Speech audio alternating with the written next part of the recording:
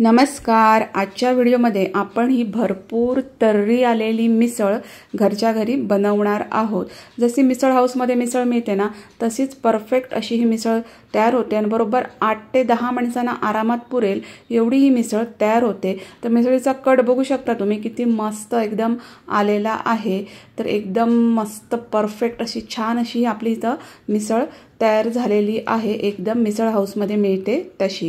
तर मिसळ वाढताना मिसळीचा बेसचा भाग म्हणजे जे कडधान्याचा भाग असतो तो पहिल्यांदा आपल्याला वाढायचा आहे आणि नंतर मग त्याच्यावरती आपल्याला भरपूर असं फरसाण घालायचं आहे। म्हणजे मिसळ हाऊसमध्ये ही जी मिसळ आहे ती अशीच सर्व केली जाते।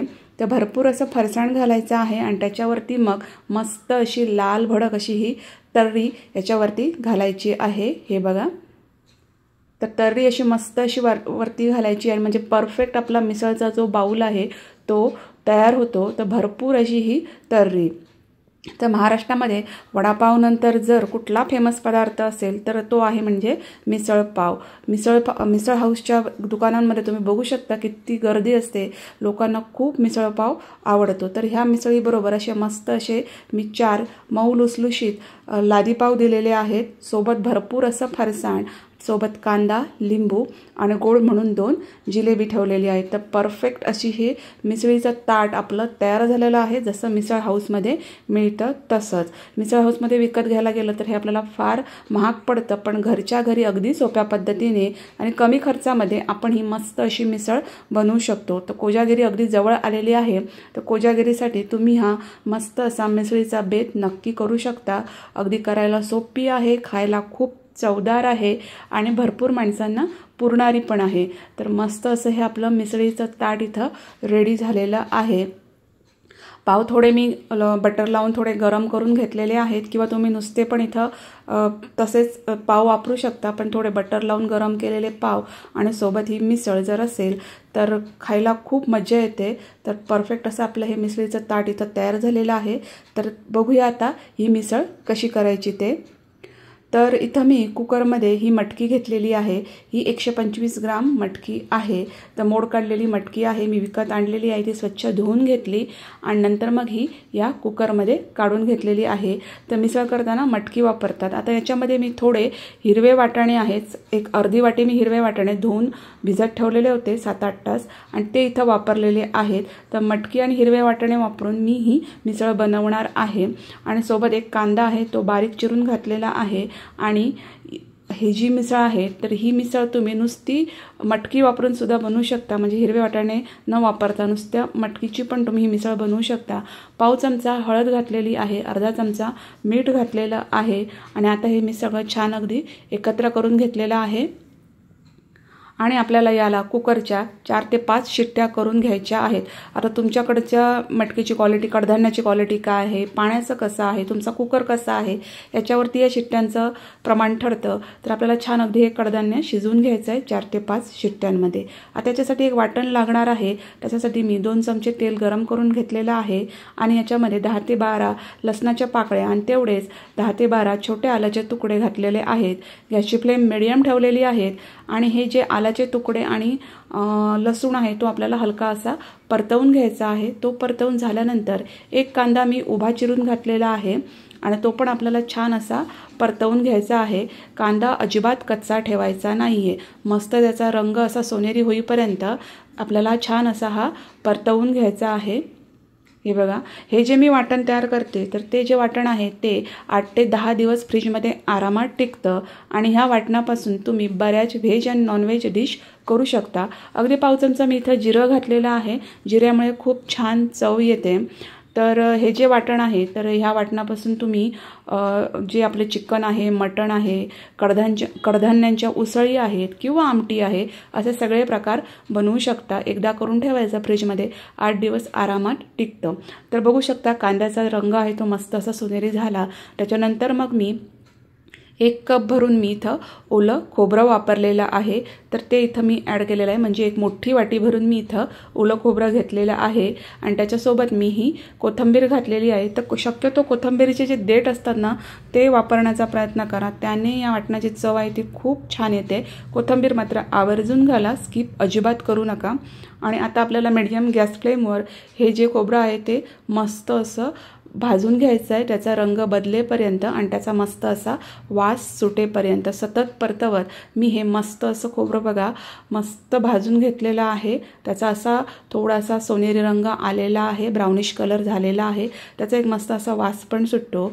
नंतर मग मी हे गार करून घेतलं आणि गार करून घेतल्यानंतर मग मी हे मिक्सरच्या जारमध्ये काढून घेतलेलं आहे. आणि याच्यामध्ये मी पाणी घातलेलं आहे. पाणी जास्त घालायचं नाही, पाणी थोडंच घालायचं आहे आणि याचं असं वाटण करून घ्यायचं आहे. थोडं घट्टसरच वाटण करायचं आहे, खूप गंधासारखं बारीक वाटायचं नाही आहे. हलकं जाडसर राहिलं पाहिजे आणि इतपत कन्सिस्टन्सी असली पाहिजे असं हे वाटण आपल्याला करून घ्यायचं आहे. आता फोडणी करून घेऊया. तर फोडणीसाठी आपण मिसळ करतोय म्हणून मी इथं जास्त तेल घेतलेलं आहे. एक अर्धा कप मी इथं तेल घेतलेलं आहे. तुम्ही हेल्थ कॉन्शियस असाल तर तेलाचं प्रमाण कमी ठेवलं तरी चालेल. 10-12 लसणाच्या पाकळ्या आहेत, त्या मस्त अशा ठेचून मी इथं घातलेल्या आहेत. लसणाची फोडणी आवर्जून द्या मिसळ करताना. थोडासा लसूण परतवून घ्यायचा आणि नंतर मग त्याच्यामध्ये मसाले ॲड करायचे आहेत. आता हे सगळं करताना गॅसची फ्लेम स्लो ठेवायची आहे. 1 चमचा मी कलरसाठी काश्मीरी मिरची पावडर घातलेली आहे. त्याच्यानंतर मी 1.5 चमचा इथं कांदा लसूण मसाला घातलेला आहे. कांदा लसूण मसाला आवर्जून घाला मिसळीमध्ये, खूप छान टेस्ट येते. आणि त्याच्यानंतर मग मी हे 2 मोठे चमचे माझं घरगुती मालवणी मसाला आहे तो वापरलेला आहे. तुम्ही तुमचा कुठलाही घरगुती मसाला इथं वापरू शकता किंवा गरम मसाला इथं वापरू शकता. तेलामध्ये हे सगळे मसाले परतवून घेतले. गॅसची फ्लेम स्लो ठेवायची. तेल जास्त गरम असेल तर गॅस बंद केला तरी चालेल, नाहीतर मसाले आपले करपून जातील. आणि नंतर मग याच्यामध्ये आपण जे मगाशी तयार केलेलं वाटण आहे ते ॲड करायचं आहे. हे बघा सगळं वाटण मी इथं ॲड केलेलं आहे. तर एवढ्या प्रमाणामध्ये 8 माणसांना आरामात पुरेल एवढी आपली मस्त अशी तर्रीदार मिसळ तयार होणार आहे. तर आता या तेलामध्ये हे जे वाटण आहे ते छान अगदी आपल्याला परतवून घ्यायचं आहे. गॅसची फ्लेम मीडियम टू स्लो ठेवायची आणि हे जे वाटण आहे ते तेलामध्ये मस्त असं परतवून घ्यायचं आहे. आता हे जे वाटण आहे ते छान परतवून घेणं फार महत्त्वाचं आहे तेल सुटेपर्यंत, तरच आपली मस्त परफेक्ट तर्रीदार मिसळ तयार होणार आहे. तर हे वाटण आहे ते छान मी परतवून घेतलं आणि याला असं झाकून ठेवलं. गॅसची फ्लेम स्लो केली आणि 5 मिनिटासाठी झाकून ठेवायचं, म्हणजे त्याचं ते वाटण आहे ते मस्त शिजतं आणि त्याला तेल पण खूप छान सुटतं. बघू शकता तुम्ही 5 मिनिटं झालेली आहेत आणि मस्त असं या वाटणाला तेल पण सुटलेलं आहे. वाटण पण आपलं मस्त असं शिजून पण आलेलं आहे.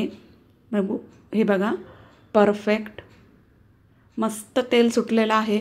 पुन्हा एकदा जे वाटण आहे ते मी मस्त असं परतवून घेतलं. हे बघा छान पुन्हा एकदा परतवून घ्यायचं. ही जी प्रोसेस आहे ती फार महत्त्वाची आहे मिसळमध्ये, तरच आपली मिसळ जी आहे ती खूप छान अशी तयार होणार आहे. तर मस्त असं हे वाटण जे आहे ते मी परतवून घेतलेलं आहे. हे बघा मस्त तेल सुटलेलं आहे आपल्या या वाटणाला.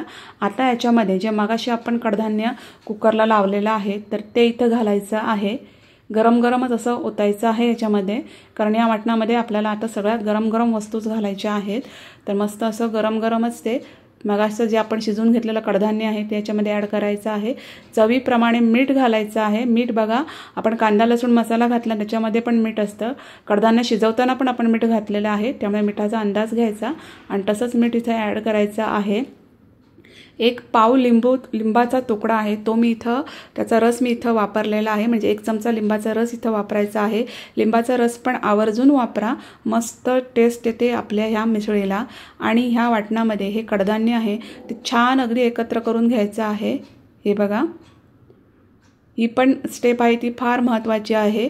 गॅसची फ्लेम मिडियम ठेवायची आणि वाटणामध्ये हे कडधान्य आहे ते छान अगदी असं मस्त परतवून घ्यायचं. आणि नंतर मग याच्यामध्ये आपल्याला कडकडीत गरम असं पाणी घालायचं आहे. तुम्हाला जर छान तर्री हवी असेल तर मस्त कडकडीत गरम पाणी याच्यामध्ये ॲड करायचं आहे. आता पाणी केवढं ॲड करायचं आहे, तुम्हाला जेवढा कट पातळ पाहिजे त्या प्रमाणामध्ये तुम्हाला इथं पाणी ॲड करायचं आहे. हे बघा परफेक्ट. आणि हे जे आहे ती मिसळ मस्त अशी एकत्र करून घ्यायची आहे. हे बघा तुम्ही जर मिसळीचा व्यवसाय करणार असाल तर त्याच्यासाठी सुद्धा तुम्ही हीच पद्धत वापरू शकता. खूप छान मिसळ तयार होते, परफेक्ट. तर मस्त अशी मिसळ जी आहे ती मस्त मी अशी एकत्र करून घेतलेली आहे आणि ह्या मिसळीला आता आपल्याला मस्त अशी दणकून 5 मिनिटाची उकळी येऊ द्यायची आहे. तर हे उकळी येऊ देणं पण फार महत्त्वाचं आहे, तरच आपल्या मिसळीची टेस्ट आहे ती खूप छान येणार आहे. तर 5 मिनिटाची छान अशी ही उकळी या मिसळीला येऊ द्यायची आहे. बघू शकता किती छान मस्त अशी उकळी आलेली आहे. 5 मिनिटासाठी मी गॅसची फ्लेम मोठी केली आणि मस्त अशी ह्या मिसळीला छान अशी उकळी येऊ दिली. त्याच्यामुळे मस्त अशी आपली तर्री तयार होणार आहे आणि एकदम मिसळीची टेस्ट आहे ना ती पण खूप भारी येणार आहे. सगळ्यात शेवटी याच्यामध्ये बारीक चिरलेली कोथिंबीर घालायची आहे आणि बघू शकता किती छान अशी आपली मिसळ इथं तयार झालेली आहे, एकदम परफेक्ट. आणि आता गॅसची फ्लेम मी बंद करणार आहे. एकदा मी हे मिक्स करून घेतलं आणि आता गॅसची फ्लेम बंद करायची आणि ह्या मिसळीला आपल्याला वाढायच्या आधी 5 मिनिटं तरी तसंच झाकून ठेवायचं आहे. म्हणजे याची तर्री जी आहे ना ती मस्त अशी वरती निघून येते. तवंग मस्त एकदम लाल भडक असा वरती निघून येतो. तर आता मी ही गॅसची फ्लेम बंद केलेली आहे आणि याला मी असं 5 मिनिटासाठी झाकून ठेवणार आहे.